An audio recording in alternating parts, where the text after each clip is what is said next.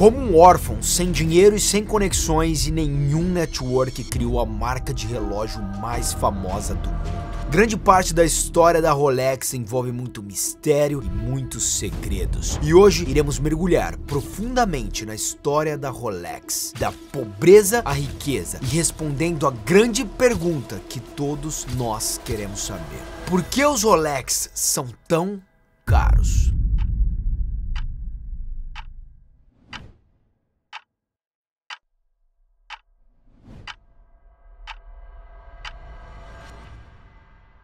R$ 84 milhões. Esse foi o preço mais caro que alguém pagou por um relógio. Mas esse não é qualquer relógio. Ele pertence a uma das marcas mais famosas e reconhecidas do mundo. Mesmo que você não entenda nada sobre relógios, com certeza você conhece a Rolex. Esse processo de criação de reconhecimento não foi fácil. Por isso, hoje, nós iremos falar sobre como a Rolex foi criada, passando pelos principais pontos que fizeram ela se destacar das outras marcas de relógio do mercado. E vamos entender o motivo de um relógio ser tão caro. Eu recebi bastante feedbacks de vocês positivos do vídeo da Red Bull, lembra que a gente fez? Se você não assistiu, eu vou deixar aqui no card, tá? E eu vou fazer isso virar um quadro no canal. Vou falar de várias marcas famosas e como elas chegaram onde chegaram. E assim eu acho que a gente vai poder tirar vários insights para nossa vida de empreendedor ou de business, de negócio, de como fazer dinheiro ou se destacar no meio de tantas outras empresas. E eu peço encarecidamente para que você deixe seu like, se inscreva nesse canal e ative o sininho. Dizem as más línguas por aí que quem deixa o like, se inscreve e ativa o sininho tem chances de conquistar um relógio Rolex na sua vida. Então não perca essa chance e se inscreva e faça isso agora. Deixa nos comentários também qual a próxima marca que você gostaria que a gente fizesse o vídeo. Agora chega de conversa,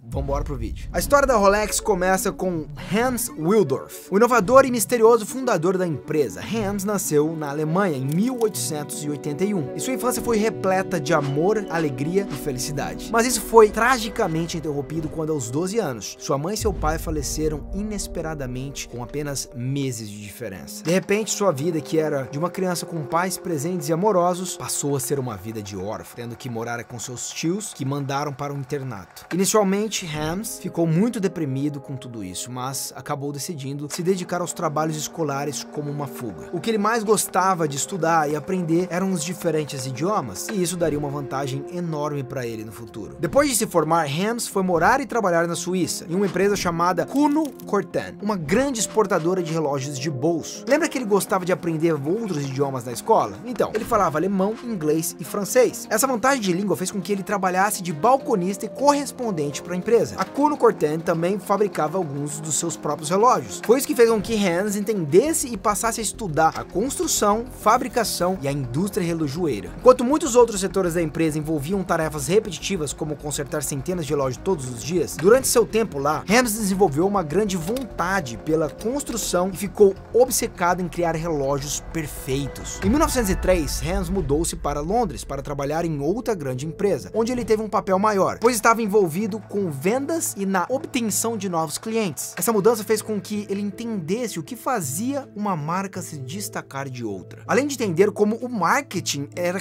crucial para criar uma marca reconhecida. Com o passar dos anos, agora já com muito conhecimento sobre o mercado, foi crescendo uma vontade de criar sua própria empresa. Foi assim que, em 1905, aos 24 anos, ele e seu irmão e cofundador Alfred Davis criaram a Wilsdorf e Davis, mas tinha um pequeno problema. Com os contatos que Hans fez na Suíça, ele conhecia os revendedores de relógios de lá. Então eles importam relógios de pulso na Suíça para venderem no Reino Unido. O único problema era que relógios de pulsos eles não eram famosos naquela época. Na verdade, eles eram considerados itens de joias femininas. Alguns até dizem que eles quebrariam muito facilmente. Por serem pequenos, o horário não seria preciso. Muito diferente dos relógios de bolso, que eram grandes e robustos. Hans achava que o relógio de pulso ele era mais elegante de se usar e falou: "Minha opinião pessoal é que os relógios de bolso desaparecerão quase completamente e que os relógios de pulso os substituirão definitivamente." Ignorando a opinião dos outros, Hans juntou o dinheiro da loja e fez um dos maiores pedidos de relógio da época. Ele desmontou cada um dos relógios porque queria aprender cada detalhe de como eles tinham sido feitos. Ele entrou em contato com um de seus ex-colegas de trabalho na Suíça porque ele precisava dos mecanismos e peças mais atualizados do mercado. Ele mesmo começou a criar relógios de alta qualidade. Mas apenas ter uma qualidade boa não iria fazer com que as pessoas do mundo inteiro largassem um relógio de bolso. Ele precisava de uma marca. marca. Foi justamente assim o início de uma das marcas mais conhecidas no mundo. Mais uma vez, o conhecimento em idiomas iria ajudar Hermes. Ele queria que o nome da marca fosse um nome curto e fácil de pronunciar em qualquer idioma. Ele decidiu que o nome teria que ter 5 letras, porque assim iria ser curto e também iria caber perfeitamente no relógio. Após infinitas combinações entre letras de alfabeto, ele não gostou de nenhuma. O que a lenda diz é que ele estava em um ônibus quando, de repente, um gênio sussurrou o nome Rolex em seu ouvido. E esse, por incrível que pareça, era o nome exato que Hermes estava buscando para dar para sua marca. De agora em diante, todos os relógios de Hermes estampavam o nome Rolex. O nome da empresa também mudou para Rolex Watch Co. Ltd. Rapidamente as vendas começaram a aumentar. Mais e mais pessoas começaram a entender e reconhecer a marca e a empresa começava a crescer. Em 1910, o Rolex se tornou o primeiro relógio de pulso a receber o certificado suíço de precisão de tempo. E em seguida, em 1914, o Kew Observatory da Inglaterra deu uma nota classe A para o Rolex, prêmio que nem outro relógio de pulso havia recebido antes. Tudo estava indo bem, até que nesse mesmo ano, algo terrível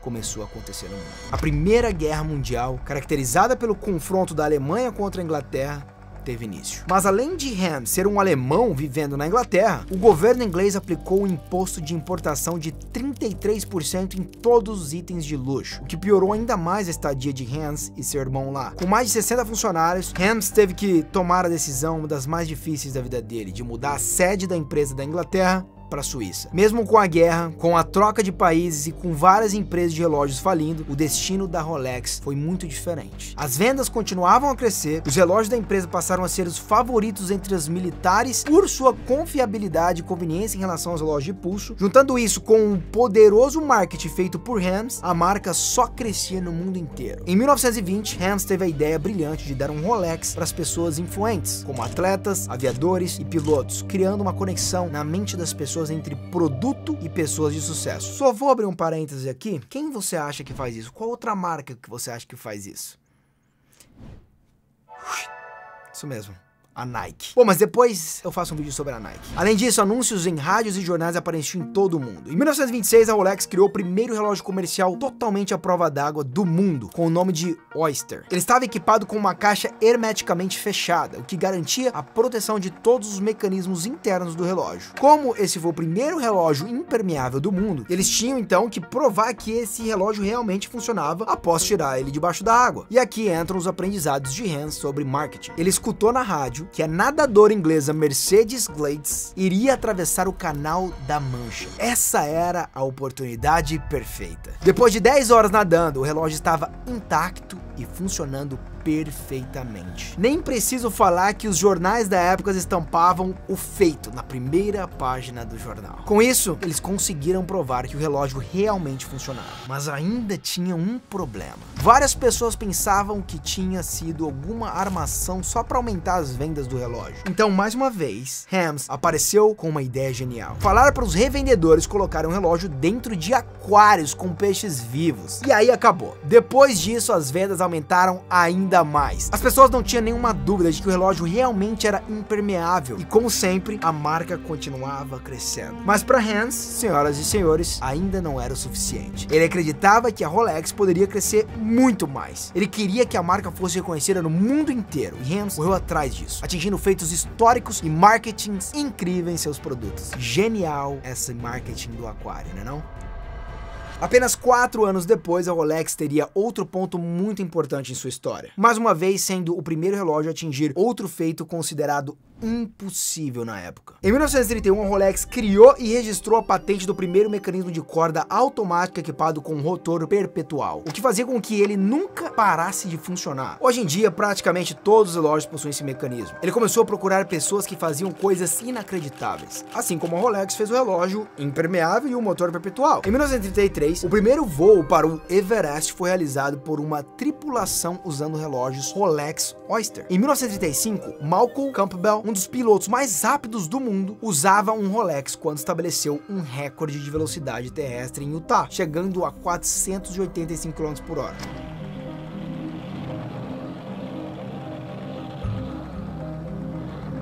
Foi com essa estratégia de marketing misturada com grandes inovações que permitiram a Rolex continuar se expandindo rapidamente e se tornar cada vez mais popular. A Rolex ela não se cansou de inovar em seus produtos e mais uma vez criou uma coisa que é usada por vários relógios hoje em dia. Como em 1945, no 40º aniversário da empresa, a Rolex espantou o mercado com o lançamento do modelo chamado Datejust, o primeiro relógio automático do mundo a mostrar a data.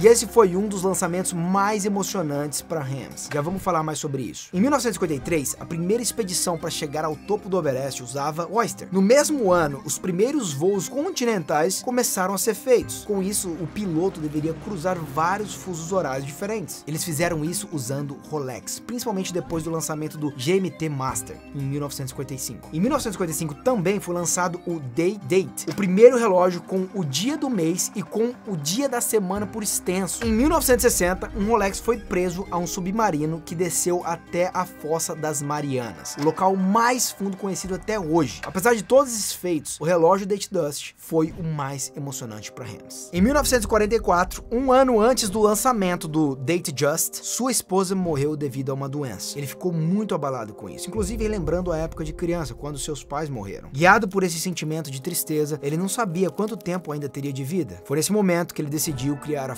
Fundação Hermes Wilsdorf e transferiu sua participação acionária de 100% da Rolex para a fundação, que até hoje tem o seu controle total. Por ser uma fundação e não uma empresa, eles não precisam pagar impostos sobre os lucros. Em vez disso, uma grande porcentagem do dinheiro vai para caridades e treinamento de novos relojoeiros. E mesmo que a gente saiba dessas doações, como elas não são uma empresa de capital aberto e o sigilo é total, ninguém realmente sabe as atividades financeiras da empresa. Como, por exemplo, assuntos internos sobre como a empresa está sendo administrada, quem exatamente a administra, quanto dinheiro a empresa tá ganhando ou o que é que ela tá fazendo com esse dinheiro que ainda não sabemos, é tudo um mistério. Para você ter uma ideia, os funcionários da Rolex também têm acordos rígidos de sigilo, inclusive fotos não são permitidas dentro dos prédios. O que sabemos é que em 1960, após a morte de Hermes, os novos proprietários continuaram a ajudar a empresa a crescer cada vez mais. Mesmo com uma pequena crise em 1970, com a revolução do quartzo, essa revolução introduziu relógios a bateria, que eram mais baratos e mais precisos. Por causa disso,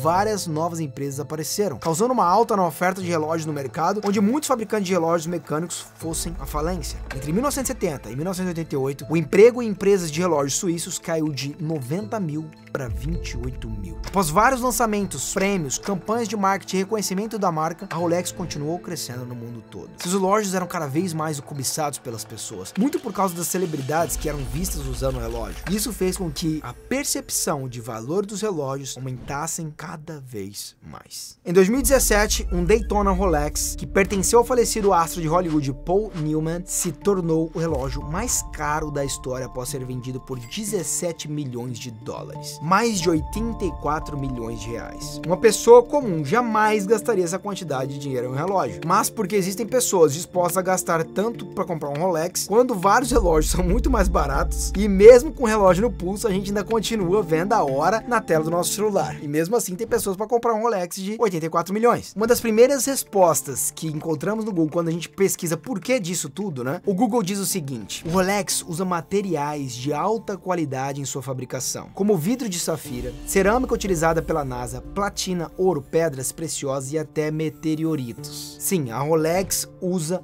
mesmo material que a NASA utiliza. O aço utilizado é Oyster Steel, que é tão duro que a Rolex precisou criar uma prensa de 250 toneladas para moldar o relógio. Tudo isso faz com que o relógio tenha uma duração tão alta que você, seu filho e até seus netos poderão usar sem nenhum problema. Claro que esse não é o único motivo. Na verdade, talvez esse seja um dos últimos motivos que vem na cabeça das pessoas quando elas querem comprar um Rolex. Ele é, na verdade, mais um símbolo de status, de riqueza. Atletas, rappers, atores, membros da família britânica, presidente dos Estados Unidos como John Kennedy, Winston Churchill, Barack Obama, todos eles foram vistos usando Rolex. Como falamos antes, o marketing de Hermes foi pensado para isso desde o início. Quando pessoas de sucesso são vistas usando Rolex, automaticamente a cabeça dos consumidores que estão vendo aquela propaganda é de que aquele item é usado por pessoas que venceram na vida, pessoas que atingiram os seus objetivos. A marca Rolex, ela não é apenas vista em pessoas com alta riqueza, mas também em esportes de altíssimo padrão, como Fórmula 1, tênis, campeonatos de golfe. Além disso, a marca também está presente no filme 007, onde o James Bond aparece usando um Rolex. A empresa também paga grandes estrelas para fazer o marketing do produto, como o tenista Roger Federer, que ganha aproximadamente 9 milhões de dólares por ano. Tudo isso só para ele ir em festa de gala usando relógios caros e expandindo cada vez mais a marca. Como em uma festa que ele apareceu usando um Rolex Perpetual 1908, que custa 116 mil reais. O mais interessante é que a Rolex não é uma marca de relógios super exclusiva. Nem são os relógios mais raros ou mais caros do mundo. Existem várias outras marcas, mas a principal diferença delas para Rolex é o investimento em marketing. Por isso as pessoas que nem mesmo se interessam por relógios conhecem a marca Rolex e não conhecem as outras. Vários de vocês assistindo o vídeo provavelmente não são tão ligados ao mercado de relógios de luxo, mas mesmo assim, vocês todos praticamente conhecem Rolex. Mas você conhece a Orient, por exemplo? Ou então a Obaku, Dr. Perrier Ricoh, Patek? Pois é, tá vendo aí? Você viu a diferença que um investimento forte em marketing e na marca faz em uma empresa? Esse grande investimento só é possível por causa das altas margens que os relógios são vendidos. Um relógio custa 700 dólares para a empresa fabricar, mas o preço final de venda é de 7 mil dólares. Com 6.300 dólares de lucro em cada relógio, eles conseguem investir pesado em marketing. Além de tudo isso, para manter uma imagem de prestígio e exclusividade, a Rolex só vende seus relógios através de revendedores autorizados e geralmente nunca tem desconto. Eles fazem isso por dois motivos. O primeiro é que um produto com desconto pode não ter o mesmo valor de quando é comprado com preço cheio. E o segundo motivo é que seria mais fácil das pessoas comprarem um relógio, diminuindo a percepção de sucesso que vem com a marca. Hans percebeu isso muito cedo, quando as vendas da Rolex começaram a cair por conta do preço ser muito alto. O que ele fez foi criar uma submarca separada chamada Tudor. Se você perceber, o design dos relógios é muito parecido, mas as peças elas não são as mesmas, o que torna o preço mais acessível. A fila de espera dos compradores pode variar de 6 meses a 3 anos. Tudo isso porque os relógios são montados manualmente, mas várias pessoas, inclusive revendedores, não acreditam muito nisso. Eles acreditam muito mais na teoria de que a Rolex tem uma definição muito específica chamada Veblen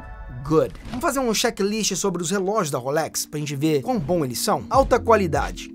Check. As pessoas têm o desejo de possuir um. Check. É um item de luxo? Check. Tem uma marca muito forte? Check. Não é vendido em qualquer loja? Check. O preço aumenta conforme a demanda aumenta? Check. Basicamente, esse é um produto Veblen Good. São produtos que os consumidores identificam como um símbolo de status e que as outras pessoas sabem ou têm alguma ideia de que o preço que você pagou naquilo foi um preço muito alto. Por isso que você nunca irá ver relógios Rolex com desconto. Se o preço de um item de luxo diminui, automaticamente o valor que as pessoas dão para ele também diminui. Pense em uma Ferrari, tá? Quando você vê uma Ferrari na rua, você sabe que tem alguém importante dentro do carro, ou uma pessoa com dinheiro. Ou o cara que alugou, né? Ele não tem dinheiro nenhum e tá pagando de pá no Instagram. Quando você vê alguém usando um Rolex, você sabe que aquela pessoa tem dinheiro. Claro que para vender um produto com preço alto, o produto deve ter uma qualidade muito boa. E o Rolex não tem apenas a qualidade, mas mesmo após vários anos de uso, se bem conservado, você ainda conseguirá revendê-lo pelo mesmo preço que comprou, ou muitas vezes até mais caro. Por isso que as pessoas falam que Rolex é um investimento. Durante a pandemia, por exemplo, os relógios da Rolex e da Patek tiveram valorização maior que o SP500, mais de 20% contra 8 do SP500. Bom, podemos aprender várias coisas com Hans, foi um gênio. Com a história da criação da Rolex, alguma delas, por exemplo, como investir em marketing pode ser diferencial entre fazer o seu produto ser reconhecido e bem valorizado ou ser só mais um no mercado. Alguma delas, por exemplo, investir em marketing para ter um produto diferencial, fazer o seu produto ser reconhecido e bem valorizado e não ser só mais um no mercado. Aprendemos também com ele, uma marca forte não é construída da noite pro dia. Ter uma marca forte e reconhecida mundialmente está totalmente ligada a ter um produto de qualidade, está sempre inovando e aproveitando as oportunidades, faz com que o seu produto sempre esteja sendo falado pelos outros. E por fim, seguir o que você acredita. Se Hans tivesse escutado quando os outros falavam que relógio de pulso nunca seria popular, ele nunca teria criado uma das marcas mais famosas e icônicas do mundo, a Rolex.